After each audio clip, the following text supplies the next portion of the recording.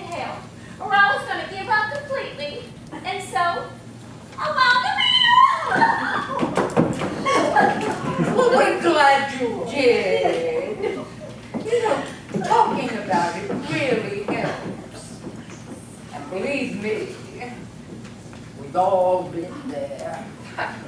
You have no idea. Last week, I went out with this guy I met at work, and he took me on a vomit scavenger hunt. A what? I know. My thoughts exactly. Apparently, he likes to watch people vomit. Yeah, so on Saturday nights, he drives around to all these different bars looking for people who might puke. Sometimes he films it, sets the footage to music, and creates a vomit remix. I don't even know what to do with them. I know! Did you find any? 6. Apparently it was a record. Golly, Daddy, that's much worse than eating standing up. That's not even the worst one. Last month, I had this guy get so upset with me when I declined a second date that he ran off and locked me in his car. It was one of those new fancy things, and I couldn't figure out how to get out of it. I kept hitting every single button, and still I couldn't get out of it. It was like 100 degrees outside, and I thought I was going to die of heat stroke. So I wound up having to call 911. Do you know what is worse than having to call 911 because you are locked in some random guy's car and can't get out of it? Having the paramedics have to cut you out of said car with the jaws of life. Oh, that is bad. So bad. I can top it. No, you can't. It's impossible. Come on. She had to be cut out with the jaws of life. 2 words. Secretary's punishment. Oh, okay. I'm intrigued. Well, I went out with this guy about a year ago, and he insisted on ordering all my food. Then he insisted on cutting it for me. When I asked him what his deal was, he said he was alpha dominant with daddy tendencies, looking for a submissive woman to act as his 1950s housewife with lots of king. If I was to pursue something with him, he promised to always order for me, pay for me, and cut my meat for me. In exchange, I'd submit to his every whim. He then asked if I'd like to act out a scene from his favorite book, Secretary's Punishment. Needless to say, there wasn't a second date. Did I ever tell you guys about the guy my mom set me up with last week, who turned out to be a slam poet? Well, he got right up in the middle of our date and started reciting an ode to me right in the middle of the restaurant. I wanted to crawl under the table. Was the poem any good, at least? At one point, he compared my freckles to the wet dirt at Yankee Stadium. That's bad. I know. Wow. That almost makes my last blind date sound bearable. And it was to the guy whose biggest selling point was being the lead singer in a death metal band called Animated Coma. I'd almost forgotten about Animated Coma Guy. Setups are the worst. Do you guys get set up a lot? Like I said, I'm in town visiting my parents, and they tried to set me up with at least 8 guys in the past 2 days. All the time.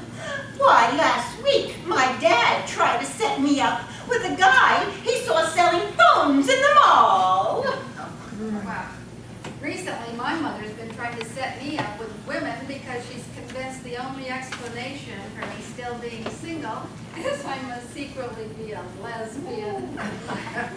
Over Christmas, my childhood friend wanted to set me up with her husband's sperm. What? That's awkward. Yeah, I know. She said that as I was getting older, my ovaries were clearly drying up, and that if I ever wanted to have a baby, I would need some help. But here's the kicker. She offered it to me in a cup, or she told me I could get it the old-fashioned way. That's the worst and weirdest story I've ever heard.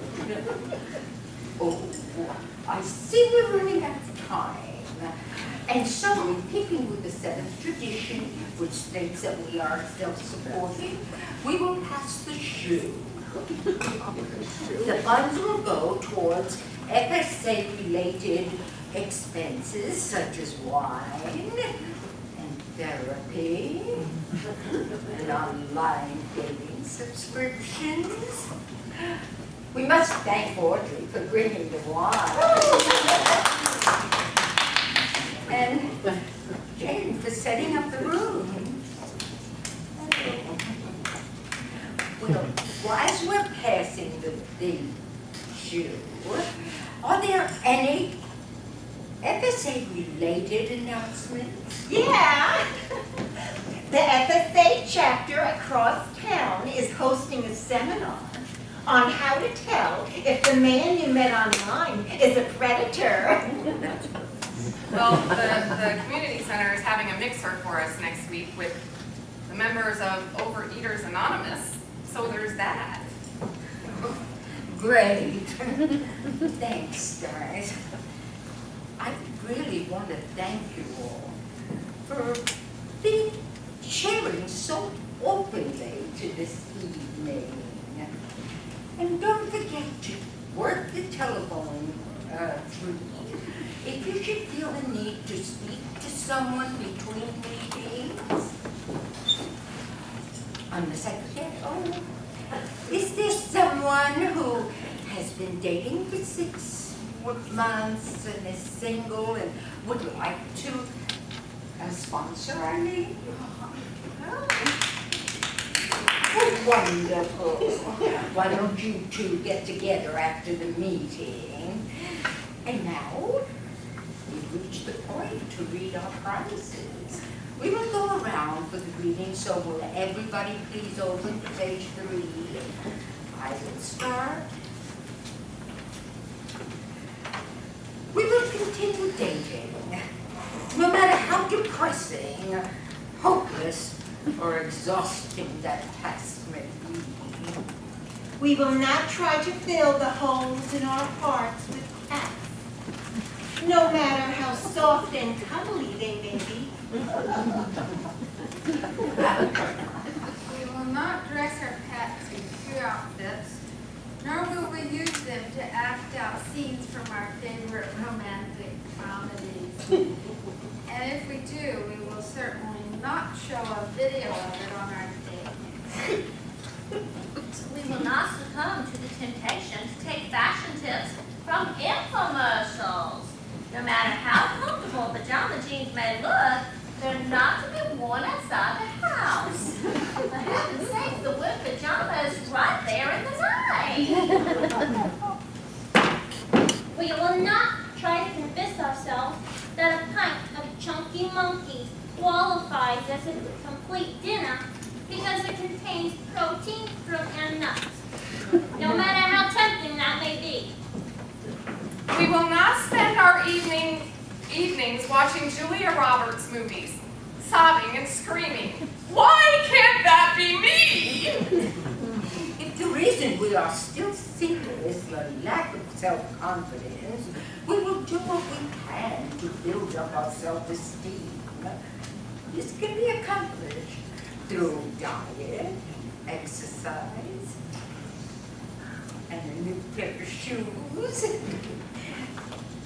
However, we will not, under any circumstances, allow anyone to convince us that the solution is getting bejazzled or blinging on girly things. It's awkward, unsanitary, and those little jewels stick to everything. We will not open the Knit Your Own Perfect Man kit our younger married sisters got us for Christmas. And if we do, we will most certainly not follow the instructions. Knit it, name it Fred, and cuddle it at night. The same goes for the grow-your-own Prince kits we got for our birthdays. And the inflatable husbands our well-meaning, though slightly obnoxious friends gave us on Valentine's Day. And we will not wear oversized sweatpants and gigantic t-shirts so often that people call them our uniform. Nothing says welcome to spinsterhood quite like having pants with an elastic waist in it. And we will not spend our Saturday nights drinking and singing along with Celine Dion as she wails the lyrics to All Myself.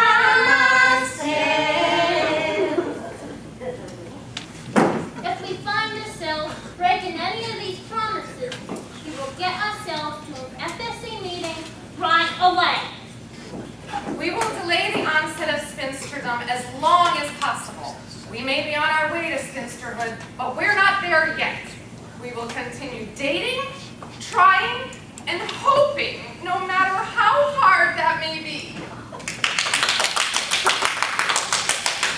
Great, thanks, ladies. And now to close our meeting, shall we stand, hold hands, and recite the Serenity Prayer. God, grant us the serenity to accept the men we cannot change, the courage to change the men we can, and the wisdom to know the difference. Thank you, ladies. And we'll see you next week.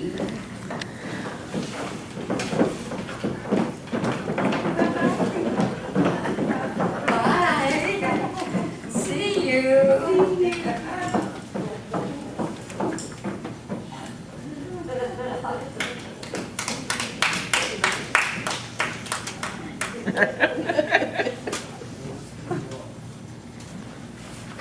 Ah.